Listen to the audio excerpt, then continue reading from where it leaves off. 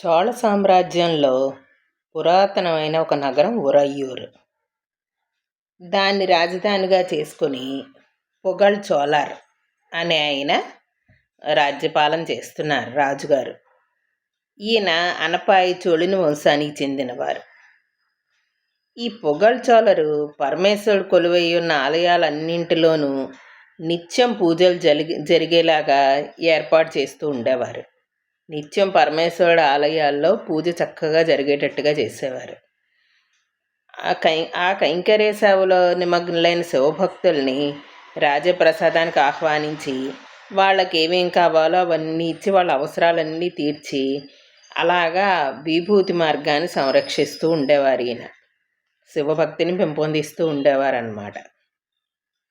ఇలాగా ఉరయ్యూరులో ఆనందంగా కాలం గడుపుతున్నారు ఈయన మహారాజు కదా, అందుకని చిన్న చిన్న దేశాల రాజుల దగ్గర ఆయనకి సామంతరాజులు ఉంటారు కదా, సామంతరాజుల దగ్గర కప్పాలను వసూలు చేయడానికి మహానగరమైన కరూరుకి వెళ్ళారు ఆయన ఒకసారి.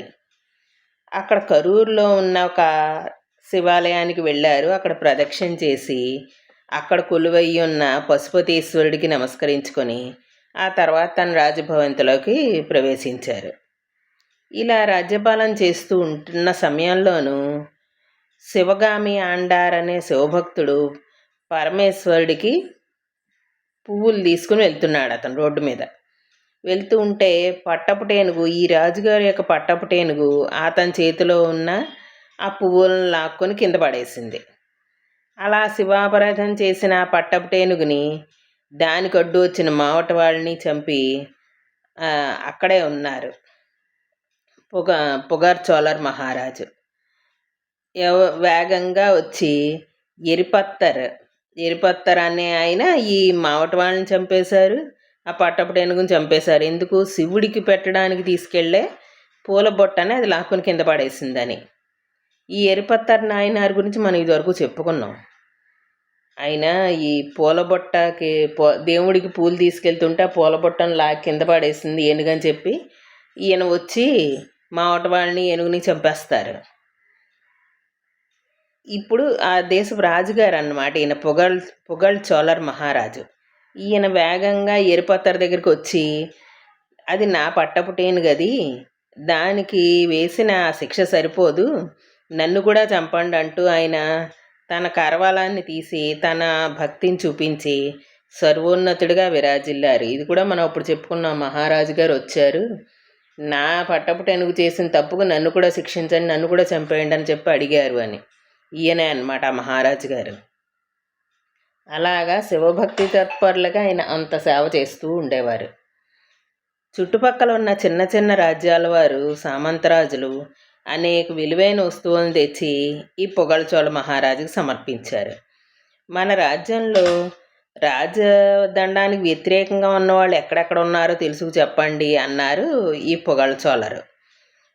అమాత్యులను ఆజ్ఞాపించారు. అలాగా అప్పుడు అమాత్యులు మహారాజుతో అన్నారు, తమ ఆజ్ఞ ప్రకారం కప్పం చెల్లించకుండా ఎత్తైన కొండల ప్రకారంగా కలిగి ఉన్న ఒక రాజ్యం ఉంది, అక్కడ అధికుడు అనే ఒక సామంతరాజు ఉన్నాడు, ఆయన మీకు కప్పం కట్టట్లేదు ప్రభు అన్నారు వాళ్ళు. అనేసరికి పొగర్ చోళరు, మాకు వ్యతిరేకంగా ఒక రాజ్యం ఉందా, ఎంత ఆశ్చర్యం, అందుకని సైన్యంతో వెళ్ళి అతని రాజ్యాన్ని రూపుమాపండి అని చెప్పి ఆజ్ఞాపించారు. ఆజ్ఞాపించేసరికి రాజాజ్ఞ ప్రకారం ఈ అమాత్యులు సముద్రం అంత పెద్ద సైన్యం, ఏకంగా సముద్రంలా ఉంది ఆ సైన్యం, ఈయన సైన్యం. ఆ సైన్యాన్ని తీసుకుని ఆ రాజ్యంపైకి దండయాత్రకి వెళ్ళారు. వెళ్ళి శత్రువులని వాళ్ళ తలకాయలు నరికి వాళ్ళ శరీరాల నుంచి స్రవించిన రక్తం ఈ సెలయేరులాగా ప్రవహించిందిట. అలా చంపేశారు, అంతమందిని చంపేశారు. ఈ పొగళ్ చోళుని యొక్క సైనికుల వీరత్వానికి వాళ్ళు తట్టుకోలేకపోయారు. ఆ శత్రురాజు, ఆ అధికుడు అనే రాజు శత్రురాజు తన కోటను విడిచిపెట్టి పారిపోయాడు. వీళ్ళేమో యుద్ధ విరమణ చేసి ఈ పొగళ్ చోళ చక్రవర్తి సైనికులు ఉత్సాహంగా వీళ్ళు మళ్ళీ కరూరు తిరిగి వచ్చారు. మళ్ళీ తన రాజుగారి దగ్గరికి వచ్చారు వాళ్ళ సైన్యం. శత్రురాజు పారిపోయాడు, వాళ్ళ సైన్యాన్ని అంతటినీ చంపేశాము, యుద్ధంలో రక్తం ఏర్ల కింద ప్రవహించింది ప్రభు శత్రు సైన్యాన్ని, మనమే నెగ్గామన్నారు. వాళ్ళు ఉత్సాహంగా వచ్చేసారు సైనికులు. కరూర్ నగర్ ద్వారం ముందు వాళ్ళు ఈ చంపేసిన ఈ తలల్ని పట్టుకొచ్చారు. ఆ సైనికుల యొక్క తలలు పట్టుకొచ్చారు. ఆ సైనికుల తలలు ఆ కరూర్ నగర్ ద్వారం ముందు వాళ్ళు తెచ్చిన సైనికుల తలల గుట్టని కుప్పలు కుప్పలుగా ఈ పొగల్చోళ చక్రవర్తి ముందు ఉంచారు వాళ్ళు. ఈ రాజుగారు వీక్షించడానికి తీసుకొచ్చిన ఈ అసంఖ్యాకమైన తలలన్నింటి మధ్యలోనూ ఒక తల ప్రత్యేకంగా కనిపించింది. ఏంటి ఆ తలకి ఒక జడ, ముడి, విభూది, రుద్రాక్షలు ఉన్నాయి. అందులో ఒక సైనికుడికి.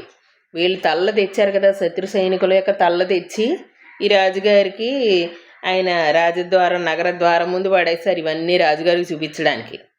చూపిస్తే రాజుగారు బయటకు వచ్చారు చూద్దామని. చూస్తే అన్ని తలల మధ్యలో ఓ తల కనిపించింది. ఆ తలకి తల మీదేమో ముడి ఉంది, జడాముడి ఉంది, నుదుటి మీద విభూది రేఖలు ఉన్నాయి, మెళ్ళో రుద్రాక్షలు ఉన్నాయి. ఇవన్నీ చూసేసరికి ఈ పొగల్చోళర్కి శరీరం అంతా కంపించిపోయింది. ఆయన హృదయం కలవరపడిపోయింది.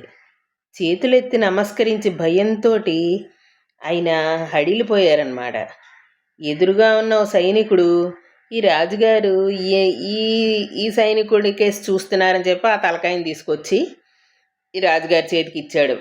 వీళ్ళ సైనికుడు తెచ్చి ఇచ్చేసరికి ఆ తల మీద జడ ముడి కనిపిస్తోంది, స్పష్టంగా కనిపిస్తోంది.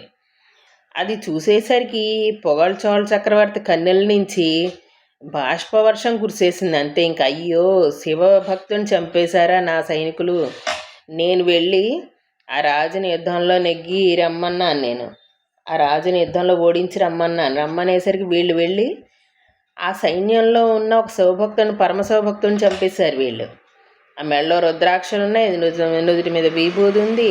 ఇతను స్పష్టంగా తెలుస్తున్నాడు శివభక్తుడని.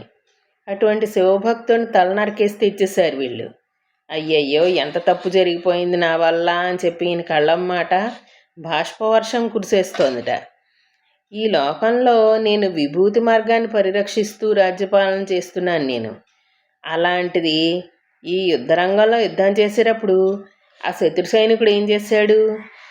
ఆయన తన తల మీద ఉన్న జడని, మెళ్ళలో ఉన్న రుద్రాక్షమాల ఇవేమీ కనిపించకుండా అతను వాళ్ళ రాజు కోసం అతను అవన్నీ కనిపించకుండా మూసేసుకున్నాడు అతను. ఎందుకంటే శివభక్తులని తెలిస్తే వీళ్ళ సైనికులే చంపరు. తమ రాజుగారి సంగతి తెలుసు కదా, అందుకని వీళ్ళ సైనికులే చంపరు. అందుకని ఏం చేస్తాడు అతను? తల మీద ఉన్న ముడి కనిపించకుండా, మొహం మీద ఉన్న, నుదుటి మీద ఉన్న విభూతి రేఖలు కనిపించకుండా, మెళ్ళ రుద్రాక్షలు కనిపించకుండా ఇవన్నీ మూసేసుకున్నాడు అతను. ఒక కవచం లాంటిది వేసేసుకుని ఇవేవి కనిపించకుండా తన రాజు గురించి వచ్చి, ఆ శత్రురాజు గురించి, వాళ్ళ సైన్యంలో వాడు కదా, అందుకని శత్రురాజు కోసం యుద్ధం చేశాడు అతను. గొప్ప శివభక్తుడు కనుక తన రాజు తన రాజ్యాన్ని రక్షించాలి అని చెప్పి అతను ఇవన్నీ మూసేసుకుని కనిపించకుండా యుద్ధం చేశాడు.